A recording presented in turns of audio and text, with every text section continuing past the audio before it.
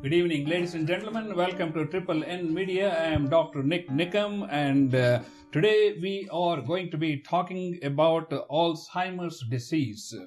I have three special guests here, and all our programs are video streamed through YouTube on our channel NIK NIKAM, where we have more than 1,100 videos. We have more than 6,000 subscribers and more than 2 million views. So please do subscribe to our YouTube channel.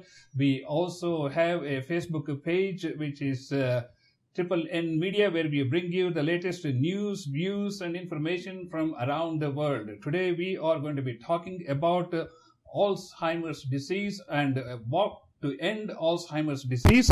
My special guests are Richard Elboyne. Did I get this right? You did. Wonderful. And next to him, he is the CEO of the Alzheimer's Association here in Houston. Next to him is SULEMAN Lalani, a doctor, a primary care doctor, and I'm sure he's seen a lot of patients with Alzheimer's. He's going to share his views about Alzheimer's patients. And next to him, his wonderful wife, ZAKIA Lalani, right? Yes. And so let's start off with just give a brief introduction about yourself each, and then we'll talk about Alzheimer's disease in general, and also talk about this upcoming walk, which is going to be happening on November 19th starting at the University of Houston. Is that Correct. Right? University of Houston on 4800 Calhoun Road, and we're going to tell you more about that. Okay, let's start off with a little introduction. We'll start with Richard. Sure. So I am the CEO of the Alzheimer's Association for Houston and Southeast Texas, and I've been with the Alzheimer's Association for 15 years. My background is public health, and I've been working in the healthcare setting for almost 35 years, and very happy to be with the Alzheimer's Association. I have a strong connection to Alzheimer's disease. Two of my grandparents suffered from Alzheimer's disease. My mother has a form of dementia, and her sister recently died after about a decade of mixed dementia, and I was her primary caregiver. So I have a lot of personal experience and a lot of passion about the disease. Dr. Lalani. Hi, I'm SULEMAN Lalani. I am the physician in the area. I am a primary care and I do geriatrics. I'm board certified into internal medicine, geriatrics, hospice, palliative care, and certified medical director. So I hold 4 certifications. I see a lot of geriatric patient in primary care, but my interest is Alzheimer's, and it kind of makes me humble when I see patients with that. I've seen retired Hollywood artists to a retired judge to yesterday I only met police chief and whatnot, or a professional football players. And so all these people were people of means in their younger or earlier years, and how this disease steals their own personality out of it. And it makes me curious to see how life is treating and what can be done. And if you look at the statistics and how epidemic Alzheimer's is and how rapid it is going, we need to find something we need to do for ourselves. So what I generally tell people is, I'm in it because I have a passion to help others, but I also in it because of my selfishness, because I want to find cure, because someday we will end up in that track too. Absolutely. That reminds me of Ronald Reagan, who suffered with Alzheimer's for many, many years, probably decades before his demise. And okay, let's hear. So, and Dr. Lalani did mention that he's also on the board of the Alzheimer's Association, as well as his many other activities with geriatrics. He serves as... besides all those things, he is also a great community leader here in the Houston area. He's well-known across our community. And okay, let's hear about ZAKIA's involvement with the Alzheimer's. Thank you so much, first of all, giving this opportunity. I'm with Alzheimer's last 4 or 5 years, been working with, Congressman Pete Olson as an ambassador. He was the ambassador and was all helping him out, as well as I've been trained, certified on that for advocating also. And this year, I'm actually chairing AIM, which is Alzheimer's Impact Movement for the Fort Bend County. I'm chairing that movement here. So we'll be talking about the AIM. Oh, that's wonderful. Ladies and gentlemen, you have been watching the Triple N Media, and then please do subscribe to our YouTube channel. Actually, Alzheimer's disease affects almost 5.5 million Americans, and most of them are over the age of 65. Approximately 200,000 new cases of Alzheimer's are diagnosed each year, and 1 out of 10 adults are likely to have Alzheimer's. That's kind of mind-boggling. That's a scary thought if you look at it. If by the time we will finish this recording, I would say probably 30 more cases would have been diagnosed, because what we say is every 66 seconds, one new case has been diagnosed. That happens. And when I was in training, we used to have this, that 5% of the people over the age of 65 has some kind of dementia, and it doubles itself every 5 years. So if you look at it, people over the age of 85, it becomes 50%. So it's 1 in 2 which are suffering from some kind of disease. And dementia is a broader term, and if you describe further, subclassify, Alzheimer's takes the biggest bucket category in that. Absolutely, absolutely.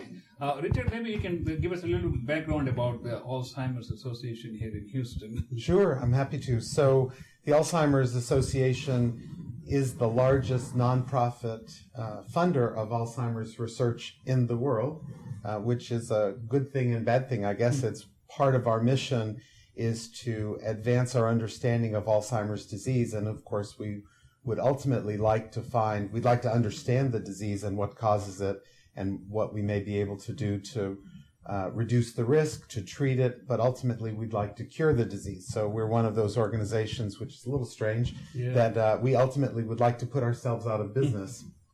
And so we're involved with funding research. The largest funder of Alzheimer's research in the world is the U.S. government. Yes. And so we're also involved with public policy because we want to influence the federal government to make sure that they're investing in Alzheimer's research so that we can find the kind of treatments and have the kind of success that we've seen as a result of funding for cancer research and heart disease research, HIV research. We'd like to see Alzheimer's with the same kind of funding to find those kind of treatments and cures.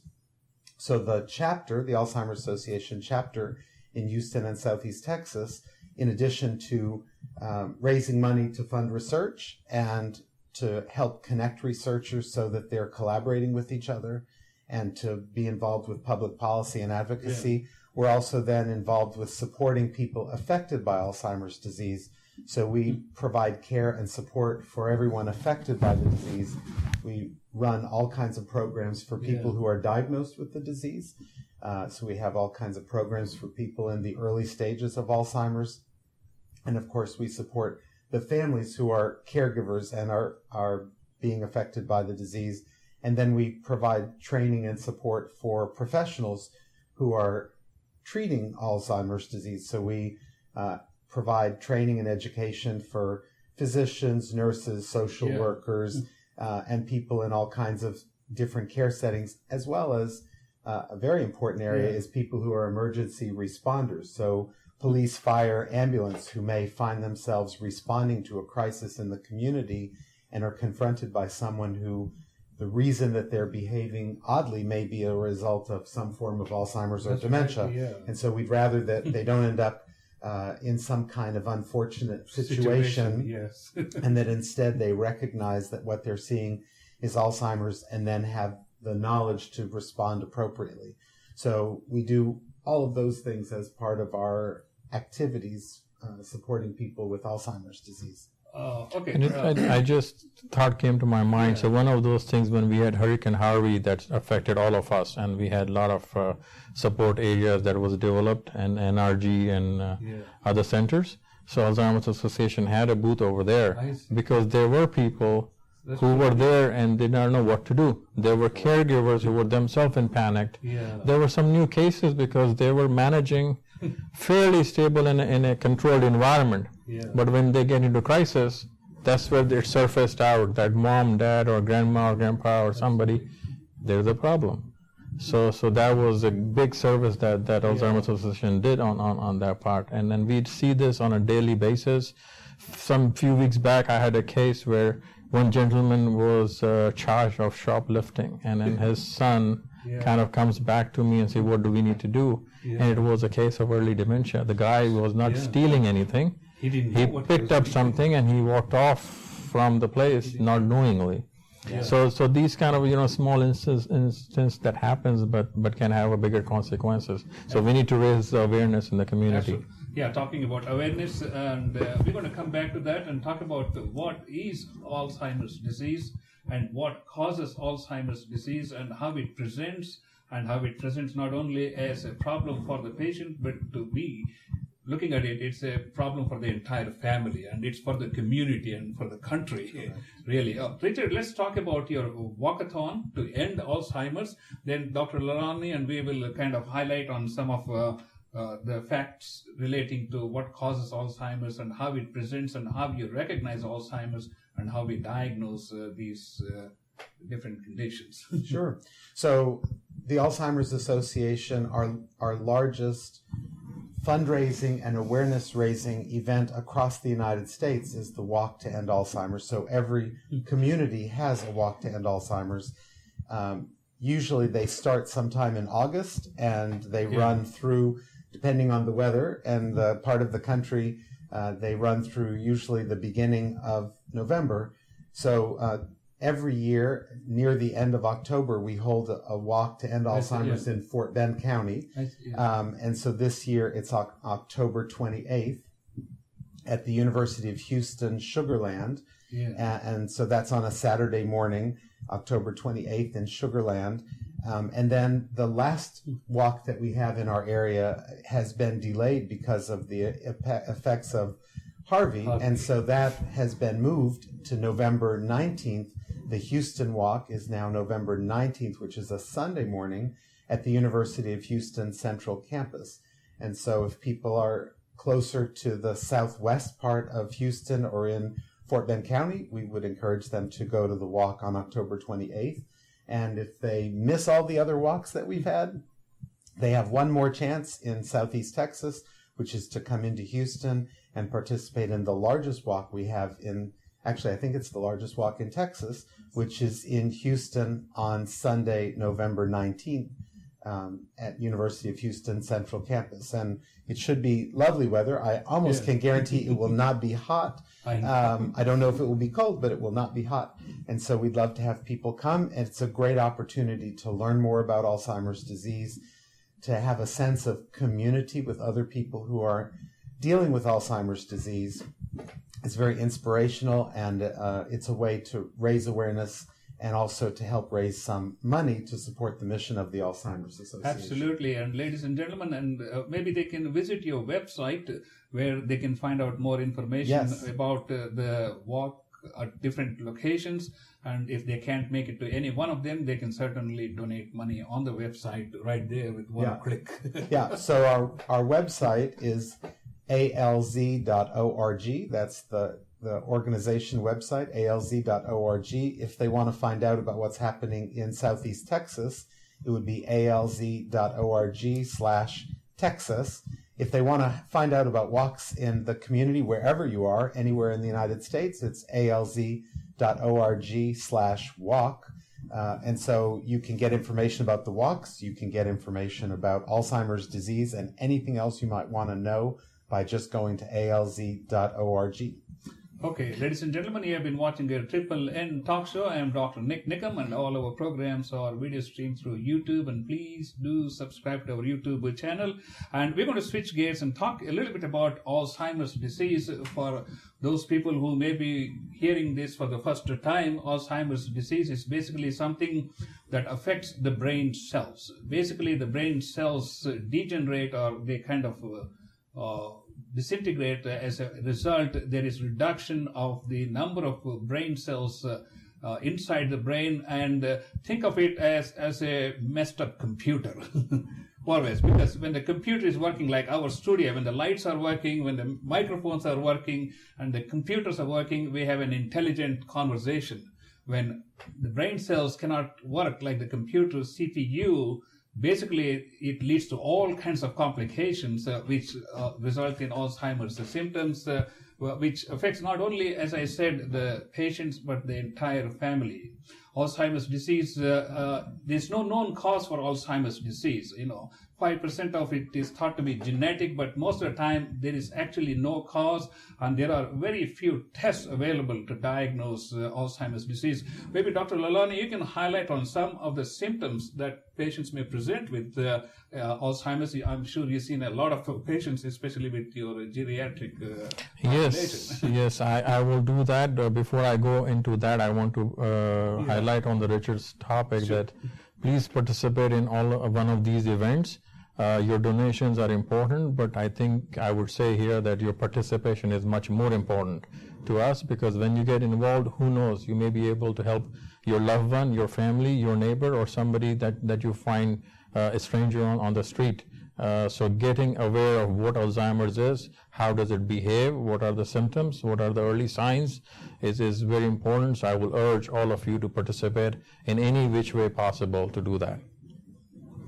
So Dr. Nikam, yes, Alzheimer's is one of those diseases that steals the personality out of oneself. It's kind of a very devastating disease, and it not only affects the person, but it, as I said, it affects the family or the unit itself, because the caregiver is needed, somebody needs to support them and whatnot. So what are the risk factors of having this disease? We jokingly says that the risk factor is brain. You have to have a brain to have Alzheimer's. And the second risk factor is the age. So it's a disease of the aging population. Generally, we see this Alzheimer's comes to sign in the older age, but there is a subgroup where the Alzheimer's do affect in a younger population. We have seen as young as people in their 30s have that, but then those are the very few ones who have very strong genetic predisposition to that. And I don't want to go into more of a medical jargon or more into that, but generally there is a gene that what we call as a definitive gene. If you have one of those, then there is a much more higher chance that you will have it. There is a 1 in 4 probability of the first relation. So it's kind of family members that there will be some chance of happening that too. And then, there are other factors that comes into play, what we call, there are reversible factors of dementia, and then there are irreversible part of it. And so that's what is important to kind of, when you notice somebody is having those symptoms, and maybe I can go a little bit into that I generally, one of the subjects talk that we give throughout in our general public is 10 signs. I see, 10 signs to look into. Now, none of these are definite guarantee, but if you see mixed bag of things are happening, it should have your antenna up. And then you need to say, okay, now we need further evaluation of what has been happening. So first of all, what I would say is impaired memory. If you find somebody who is becoming forgetful, unable to learn new things, once in a while we do forget things. It happens. We may keep a key somewhere and then we forget where it was. But the key part is we are able to retrack it. Once we sit down, we find where did I last leave it, and get into and we tag it. So I generally tell my people, my patients, my friends, families and all that a lot of time we forget where we have parked our car in the parking lot because we've been rushing to things. So I said, if you forget where you have parked your car, it's okay. It's maybe normal because we've been rushing. But if you forget you came in the car, come see me. So that's one will be the sign. Second thing is challenges in simple planning events or problem solving. So if you see somebody who has been doing, running a business, or they have family, or they're doing things, but now they're having difficulty planning a smaller event, like a simple thing, like maybe setting up a dinner for 5 people, or how they want to organize and a little event to see that, and they're having difficulty with doing that. So challenges with simple planning and things like that. Difficulty completing familiar tasks would be another thing in that regard. They do confuse day and time, what it is. And I do see sometimes these people where, when people are married for a long time, the spouses learn each other. Yeah. So I've seen this happens when one of the spouse passes away. Yeah. The children have no clue what's happening. So I've seen where the mother passed away, father is in D-shelf condition. Yeah. He's, does not know what to wear, is wearing pajamas with a shirt and a tie and his slippers coming out, and the children are like, I don't know, dad is always well dressed, but why this is happening now? Yeah. Now when we talk further, we find out that mom was the one who will keep the clothes on the bed ready for him to dress up. So he had no clue from before, but what was compensating, other spouse was compensating, and the children never knew because mom was doing that in the bedroom for the father, or do not. Or same way, how to eat, somebody was making their plate ready.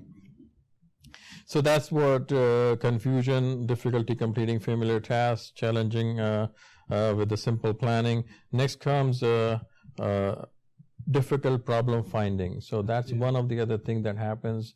They are familiar with the object. For example, they will know this is a pen. It is used to write, but they cannot come to mind this is called pen. It's like something, or it's comb, what it is. So dyspraxia or apraxia that we see in our medical term, that's shown to happen. Now this does not mean there are some people who are good with names and other things. So if somebody who forgets things on a regular basis is a problem, but once in some time it does happen, it's very normal because we live in a very multitasking, very stressful, very on-the-go kind of society. So we're doing so many things in line up. And it's also important on the 10 signs to understand that if someone has always been this way, it's not an indication that they are developing Alzheimer's. They're just a flake. So some people are just flakes in different ways. I mean, I'm wonderful with numbers. I'm terrible with names. I've always been terrible with names. So the fact that I forget someone's name doesn't mean that it's an indication I'm developing Alzheimer's. It means that I've always been terrible at remembering names. But I'm really good at numbers. If I start seeming to have problems with numbers, I used to know everyone's phone number, never had to look it up in my phone, and all of a sudden I'm having trouble remembering my own phone number or what my address is, then that's a change for me, and that may suggest that there's some kind of a problem. Absolutely. So it's with all these different symptoms of Alzheimer's, the warning signs are only warning signs if they're a change from the person's normal situation. Plus, if you see a mixed bag of things happening, so if you see some consistency happening, that they are having poor judgment, or they are misplacing things, or they are difficulty finding objects, and this is something new has come up, then yes, definitely it is. And again, this is not the point to diagnose. This is an antenna needs to go up as a warning sign. Then you bring to the medical professional who will do a physical examination, complete history, look into other things, look into the testing done. And there are some of the things which are reversible, and then some of the things which are not. So then at that point, we need to diagnose at that point. So we just wanted to create awareness. If two other things in that regard on warning signs one was poor judgment. And then, oftentimes I joke also that a lot of time you see all the infomercials that comes on the TV. Why does it come after midnight? Why does it come in the peak hours? And then who are the people who are awake in that hours? And how often you will find, sometimes actually I had a couple of cases where children have brought their parents because they have made enormous amount of credit card use on junk stuff, not knowingly what's been happening. Or sometimes somebody would call in and then they buy stuff or they trust and whatnot are happening. So poor judgment in that regard. But disclaimer: I'm not claiming, nobody should call me tomorrow and say what we are doing telemarketing is wrong. I'm not going in that route, but I'm just giving an example. And also, the thing about, again, poor judgment. We all know people. In fact, probably we have family members who we think have incredibly poor judgment. They shouldn't have bought a brand new car because they don't have a job, or there are a lot of things. So some people just have poor judgment. But if a person typically was very skeptical of a door-to-door salesman and would never have let them in, And next thing you know, they're sitting in the living room with the door-to-door salesman and they've bought their second Eureka vacuum cleaner, then maybe there's a problem. Or every night they're buying things and putting them in their garage, and the garage is full of unopened boxes from, that have been FedExed with something they just bought. That suggests that there's some kind of judgment. Plus, they're running late. They cannot manage their checkbook, or they're not paying their bills. Sometime I have seen that the utilities have been disconnected, and then the children get to power. Yeah. What happened, Dad? Why this is not? Or you have not paid bill for 3 months, and then that triggers into what has been going on. Yes. One other factor that I want to bring in is also, as a human being, we are very smart, and sometimes we develop our own kind of circle and things that if you're not good at anything, we kind of avoid it.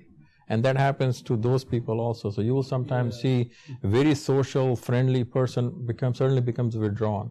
And they're not showing up to dinner, they're not showing up to the party, they are not as social. So if you see that social withdrawal is happening, if you see that a lot of absent is happening from the work, then maybe what is the reason or what not, and changes in the mood and personality. So somebody who becomes suddenly irritable, who are very pleasant before or whatnot. So those are, those are what we say as the warning signs to look into. Absolutely. Ladies and gentlemen, you have been watching Triple N Media. I am Dr. Nik Nikam, and my special guest, Richard Elboyne, and next to him is Dr. SULEMAN Lalani, and next to him is his lovely wife, ZAKIA Lalani. And if you recognize any one of these memory-related and function-related symptoms in your parents or grandparents, that's the best thing is to get them to medical help so that we can recognize what is causing, because there are certain conditions like thyroid problems and other ones which can be easily treated, and we can see a significant improvement in their mental function. So make sure that, it's amazing. I was looking at some of the statistics as far as Alzheimer's is concerned. In 2017, the cost of taking care of Alzheimer's patients in this country staggers to about $259 billion. And they say by 2050, it will go up to $1 trillion. We thought heart disease was number one, but the cost involved in some of these chronic conditions is astronomical. And that's where Richard comes in terms of raising some funds. Let's give out your walkathon. Also, then we'll talk to ZAKIA about her involvement with the Alzheimer's Foundation. So I wanted to mention that we have a toll-free number that's available 24 hours a day, 7 days a week. It's available anywhere in the United States. If you call 800-272-3900, 800-272-3900, you'll be connected to the closest chapter to where you live, and the phone is answered by a staff person of the Alzheimer's Association with expertise in the disease 24 hours a day, 7 days a week. So during the day, it's answered in your local community. At night, you'll be sent to the call center in Chicago, speak to a person that works for the Alzheimer's Association who can help talk about the disease, particular if you're trying to solve a particular problem or need particular resources. And then the next day, your information will be sent to that local chapter near you, and they'll return a call and make sure that you've gotten what you need. So I encourage you, if you have a loved one that you're worried about, or if you're worried about yourself and have questions, a good place to start is to call our 800 number or visit alz.org to get information and at least start thinking about what may be the needs that you have. Absolutely. You have a point to make? The support groups that they can, the association can help them go into. Yes. So we run support groups. Again, throughout the country, we run support groups. We run them in English, Spanish, Chinese, Urdu. Depending on the community, there are support groups in many different languages. I didn't mention the fact that if you call our helpline and you need to speak in a language other than English, we have capacity to speak to you in any of 700 different languages. I personally am not the one that can help you in most of those, but we are able to speak to you and really help drill down and get to the details of your situation. So I encourage you to call. And it's not only just for the patients, but it's also for the caregivers Exactly. and in different people, so they can get just talking. Absolutely. And things and then get you bring up an important, interesting topic about caregivers. In fact, Alzheimer's disease, as I told you at the beginning, is not only a disease affecting an individual, but it also have a tremendous effect on the spouses and the family members. And there are approximately 60 to 70 million volunteers who are helping, who also take a toll on just helping patients with Alzheimer's problems. Now let's talk to ZAKIA about her involvement as a volunteer, and what can people expect to see from your association? Thank you. My involvement with the Alzheimer's Association as a volunteer, I've been working with the Alzheimer's Association, but this year is very important for me as I've been selected as a volunteer AIM chair. What is AIM? Is the Alzheimer's Impact Movement. Okay, what is that thing? It's Alzheimer's Impact Movement. Yeah. Alzheimer's Impact Movement is actually a sister organization of Alzheimer's associations, which is based in Washington, D.C. And what we do is it's actually non-profit and non-partisan advocacy organization. We become the voice of the Alzheimer's patients, their families, and their communities. We basically lobby in the Congress. We go and voice them and say that this is the issue. We need a funds. We go in the lobby, do the lobby there, and then congressmen, we go and tell them, please, discuss this in your Congress meetings. We want a research funds to be done. We need to increase more in there because it's a very impactful disease. It's basically creating a lot of impact on the generations.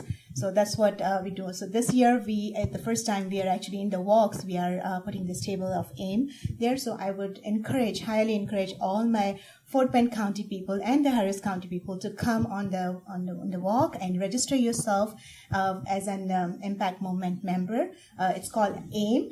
Again, Alzheimer's Impact Movement. We will be there with your $20. You get a membership there, and you will be a voice of the advocacy.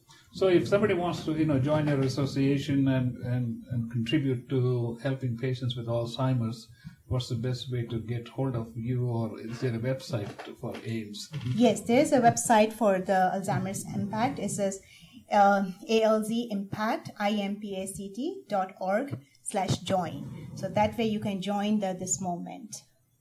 That's wonderful. It's interesting, sometime we talk about, we look at it, and the point I want to bring out is, when we do research, when we look into things, we find the cure, we find the solution.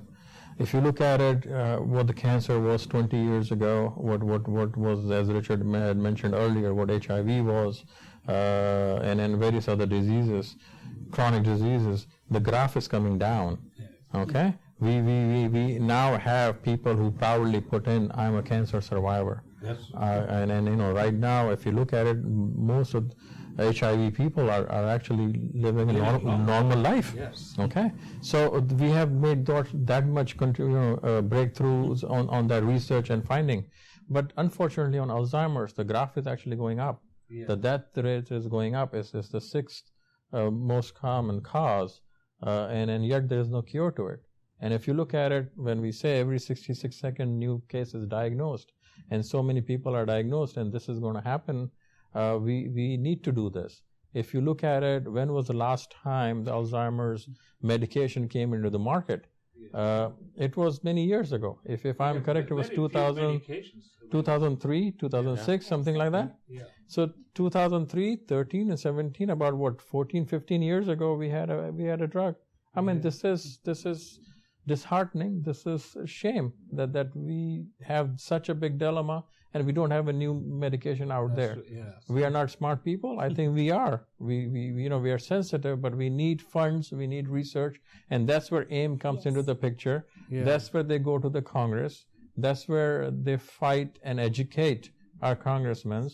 And I'm very happy that a few months back we had a session at Baylor, which Alzheimer's Association had hosted, and we had 5 congressmen. Yeah. 5 congressmen under one roof, bipartisan from both the party, and they all hand in hand agreed on the need, and they all promised that they will work together. You want to share that light on that? Yeah, so I think that's a great example of part of what the Alzheimer's Association does in our public policy and advocacy is to educate our elected officials on the local, state, and federal level to understand the disease and to hear from constituents across the country who care about Alzheimer's, are affected by Alzheimer's, and are expecting our federal government to step up and to help find better treatments and a cure. So the two organizations, Alzheimer's Association and AIM, work together to help influence and encourage our elected officials to do the right thing as it relates to Alzheimer's. So the Alzheimer's Association is mobilizing our volunteers and people in the community and encouraging them to speak to our elected officials. And AIM is going directly and identifying our supporters, identifying our friends in Congress, and encouraging those who maybe have not been our friends to step aside and make room for those people who would be our friends.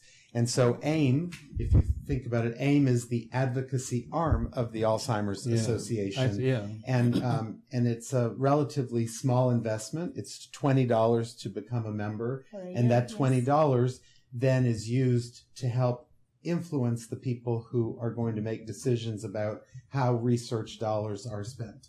So we need your help to join AIM and help create that momentum. Absolutely. You want to talk about how much Congress has committed and how much they are committed for future?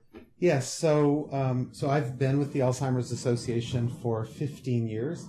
And 15 years ago, we said that in order to really solve this disease, to get an understanding of what this disease, what causes it, and also start to find better treatments, that it would take an annual investment in the National Institutes of Health of $2 billion.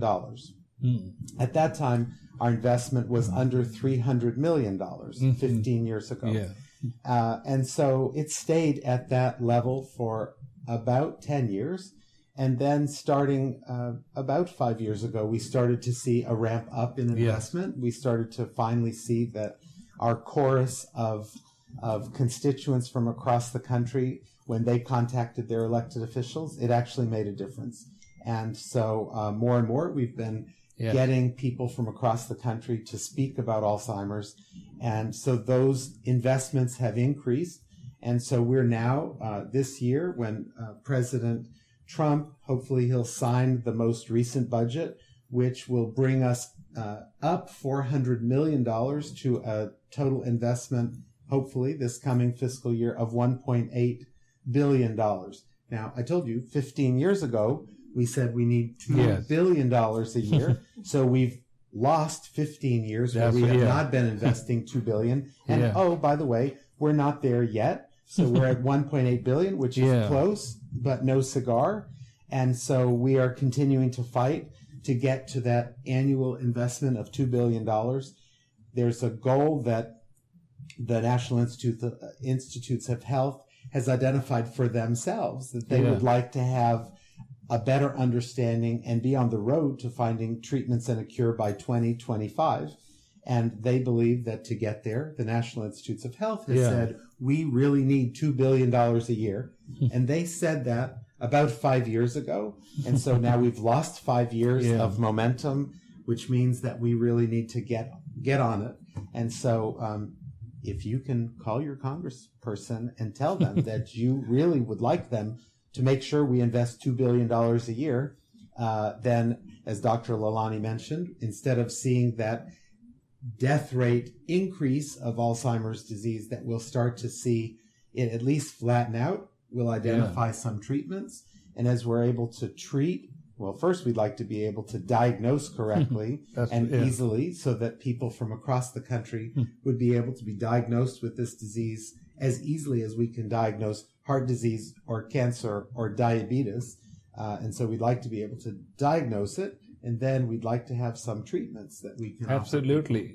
Ladies and gentlemen, you have been watching Triple N Media, and we are talking about Alzheimer's disease. which is one of the most disabling diseases that you can ever think of, which can affect 1 out of 10 adult individuals, and it not only affects a patient, it affects the family members, it affects the community, and as Richard has highlighted, it takes an entire nation to treat one patient with Alzheimer's disease.